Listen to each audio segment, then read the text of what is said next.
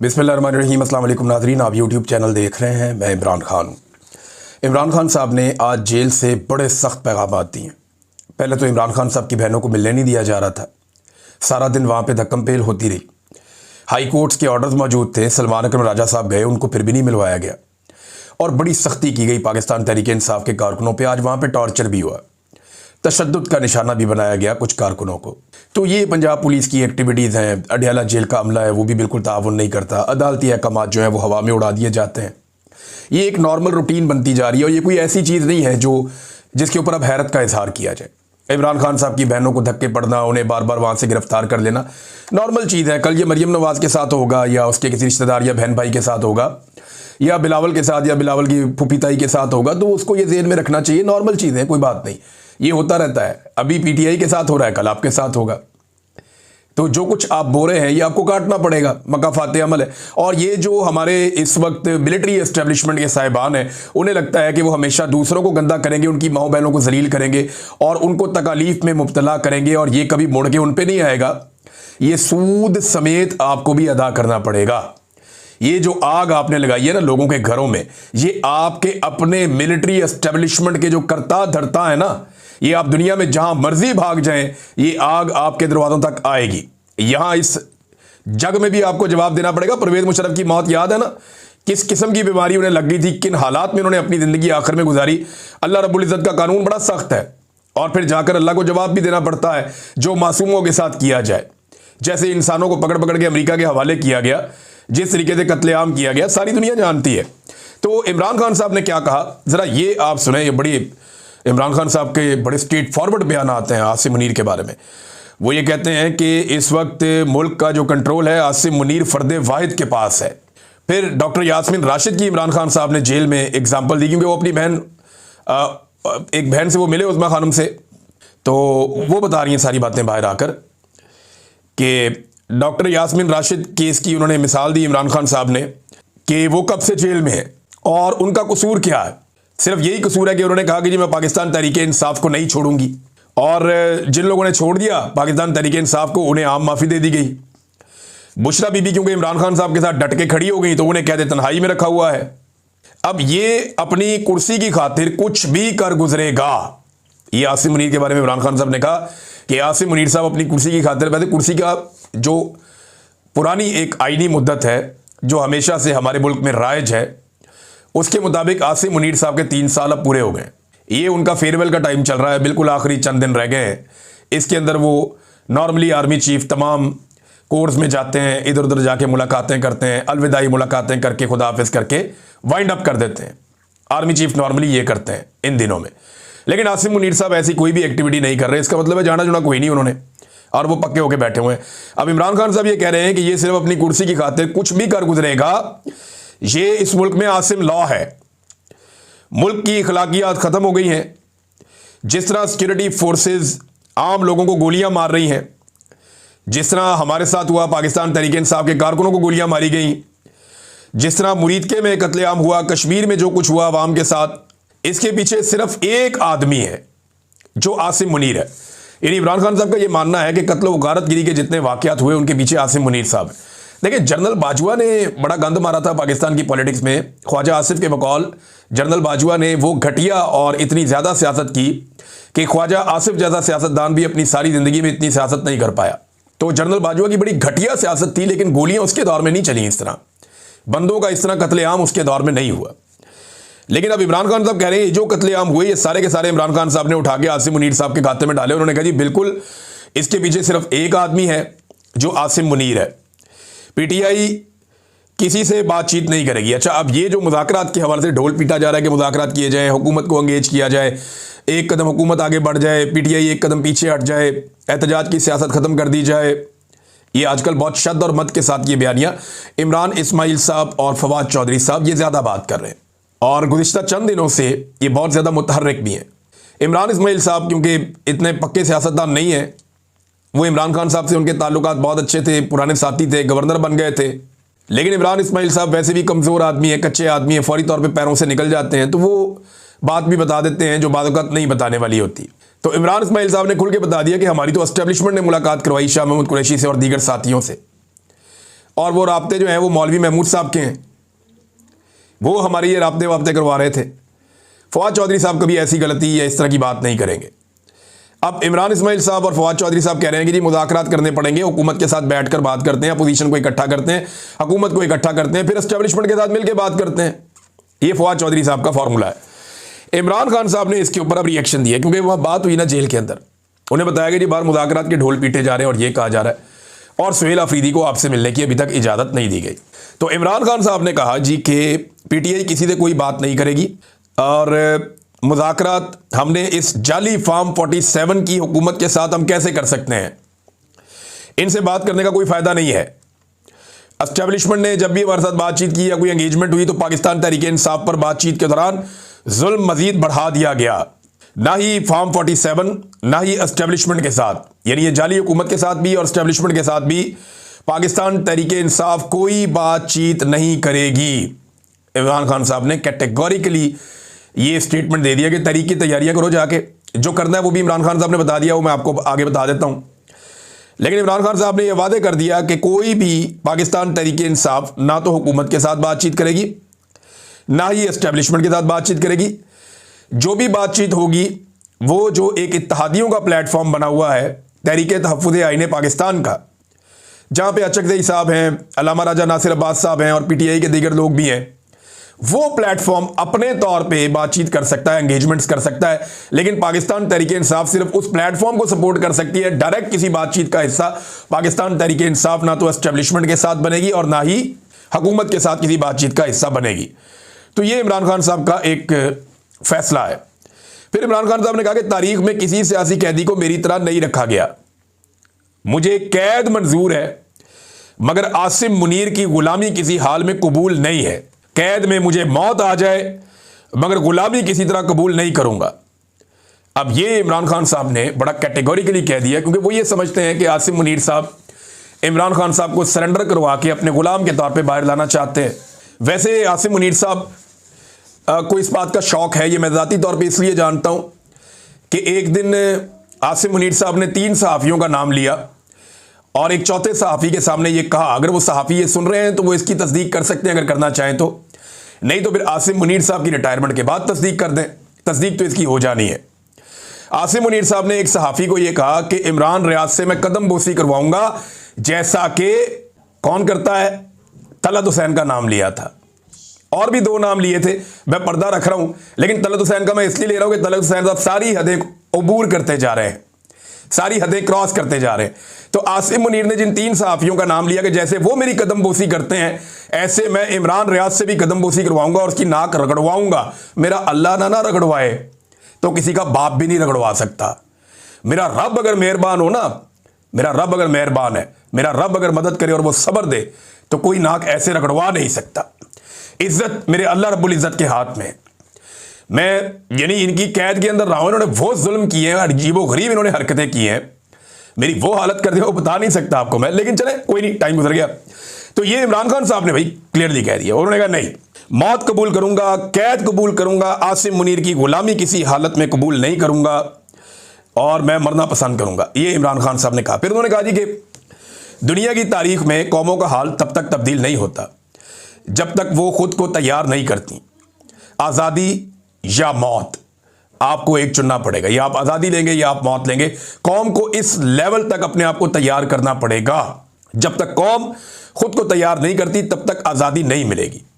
फिर इमरान खान साहब ने कहा, क्योंकि सलमान अकरम राजा साहब पे तो बहुत बड़ी ज़बरदस्त बम्बारमेंट होती है, उन पे अटैक किया जाता है सलमान अकरम राजा साहब पे, तो उनके हवाले से इमरान खान साहब ने कहा जी मुझे उस पर पूरा भरोसा है सलमान अकरम राजा पे, और उन्हें पैगामात पहुंचाए जाएं मेरी जानिब से, क्योंकि पार्टी को कुछ पैगामात इमरान खान साहब ने पहुंचाएं, वो सलमान अकरम राजा साहब लेकर जाएंगे और ले जाकर पार्टी के लोगों को देंगे।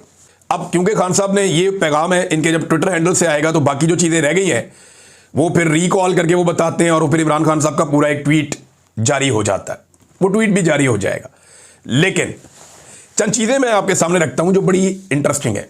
इमरान खान साहब ने मुरीद का तस्करा किया, तो आज सुबह सुबह एक वीडियो आई, मैंने उस वीडियो को बड़े गौर से देखा। जिस शख्स ने मुझे वीडियो भेजी उसने कहा जी और वीडियोस भी हैं उसकी इतला के मुताबिक, और वो ये कह रहा है कि ये एक वीडियो नहीं है, ये ज़्यादा वीडियोस हैं। और वक्त आने के साथ साथ मजीद वीडियोस सामने आ सकती हैं। इन वीडियोस में ना मुरीद के लिखा हुआ है, पीछे एक बाटा की दुकान भी है, उसके ऊपर नंबर भी लिखा हुआ है, पीछे एक जगह पे एक लिखा हुआ मोटरसाइकिल सवार हजरात जो हैं वो अंडरपास से गुजरे हैं, वो भी एक जगह पे लिखा हुआ है, सामने कुछ नंबर लिखे हुए हैं, एक एड्रेस लिखा हुआ है मुरीद के का। तो ये कंफर्म हो रहा है कि ये एरिया कहीं मुरीद के का ही है। फिर वहां पे जितने बड़ी तादाद में पुलिस खड़ी है, जिस तरीके से उन्होंने हेलमेट और वो सामान पहना हुआ है, तो ये किसी मॉब को कंट्रोल करने के लिए पुलिस इस तरह का सामान पहनती है। तो मुरीद के में माजी करीब के अंदर जो एक बड़ा इंसिडेंट हुआ वो ये सानिया मुरीद के का है, जहां पे तहरीक लब्बैक के लोगों पर गोलियां चलाई गई। अब ये जो वीडियो है ये इतनी खौफनाक है, इसमें एक ट्रक नजर आता है और पुलिस वाले कुछ उस ट्रक के अंदर डाल रहे हैं और आसपास जो है वो घेरा डाला हुआ है, पुलिस ने, गाड़ियां भी खड़ी हैं और पुलिस वाले ही वहां पे मूव कर रहे हैं, इधर उधर आ जा रहे हैं। अब ये जो सिक्योरिटी फोर्सेज के लोग हैं इनमें कुछ सादा कपड़े वाले लोग भी हैं। एक मैंने बड़े गौर से जब क्लोज करके देखा तो वो ये दिखाई दिया कि एक बंदा है, अब जख्मी है या लाश है कुछ समझ नहीं आ रही, वो हिलजुल नहीं रहा, बिल्कुल उसके अंदर मूवमेंट नहीं है। उसको उठाकर पुलिस वालों ने ट्रक के अंदर फेंका है। अब इससे पहले कुछ लोग ये दावे कर चुके हैं कि लाशों को ट्रकों के अंदर डाल के वहां से मुंतकिल किया गया। ये बड़ा हौलनाक सूरत हाल है, इसके ऊपर जुडिशियल इंक्वायरी होनी चाहिए।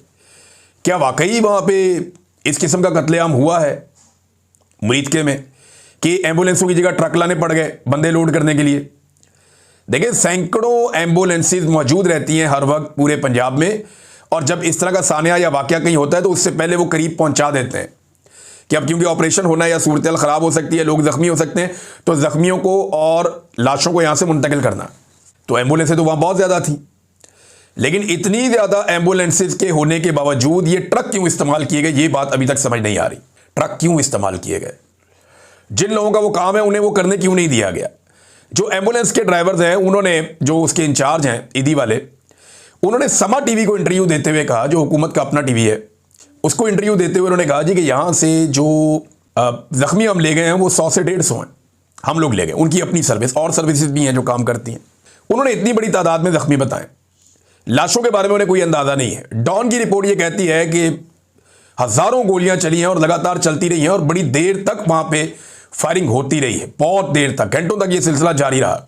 शेलिंग और फायरिंग होती रही है और लाउड स्पीकर में ऐलान किए गए पुलिस की जानिब से कि बाहर कोई ना निकले।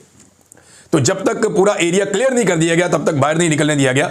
लेकिन जब फिर उसके बाद हम बाहर निकले तो फिर हमने देखा कि खून के धब्बे जगह जगह थे और हजारों गोलियों के खौल सड़कों पे इधर उधर पड़े हुए थे। ये डॉन की रिपोर्ट है।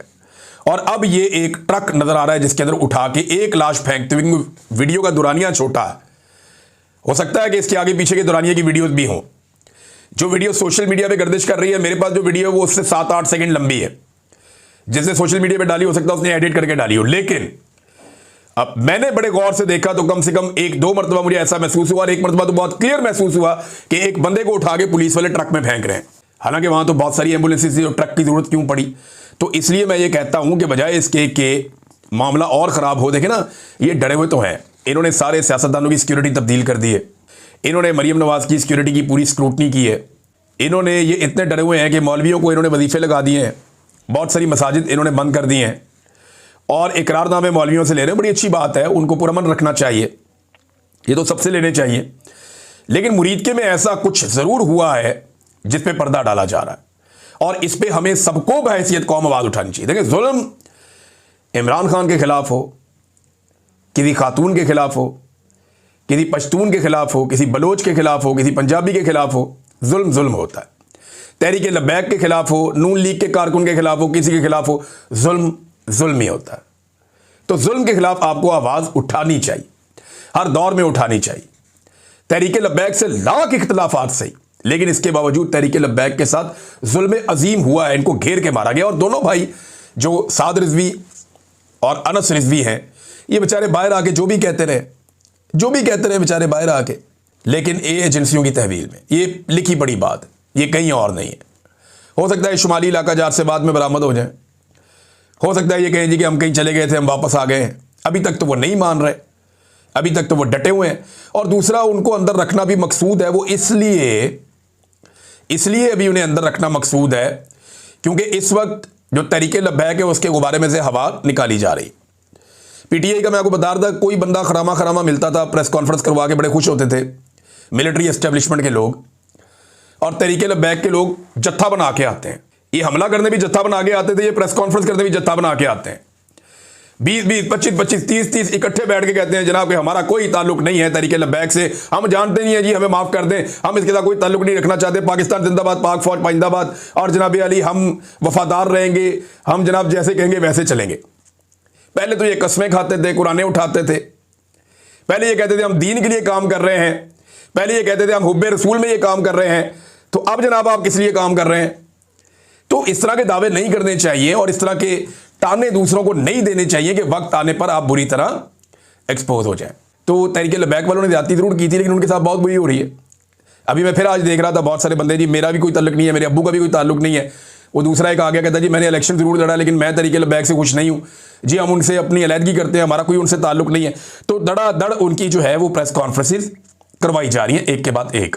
नाज़रीन, खैबर पख्तूनख्वा में 12 नवंबर को अमन जरगा होने जा रहा है, जिसमें बहुत सारी सियासी जमातें शामिल होंगी, दीगर स्टेक होल्डर्स शामिल होंगे, साबिक और मौजूदा गवर्नर शामिल होंगे, सियासतदान शामिल होंगे और सियासी क़यादत शामिल होगी। तो ये जो अमन जरगा है 12 नवंबर को जो होने जा रहा है, इसमें जो फैसले मुबैना तौर पे सामने आ सकते हैं, ये एस्टेब्लिशमेंट के लिए कोई नरम चीज़ नहीं होगी, उनके लिए मुश्किलात पैदा हो जाएंगी। और एक बड़ी मुश्किल ये है कि सुहेल अफरीदी को इमरान खान साहब ने जब बनाया वज़ीर आला खैबर पख्तूनख्वा, तो इससे ना नौजवानों में एक तहरीक पैदा हुई है, यानी उम्मीद पैदा हो जाती है ना, भाई ये बन सकता है तो हम भी बन सकते हैं।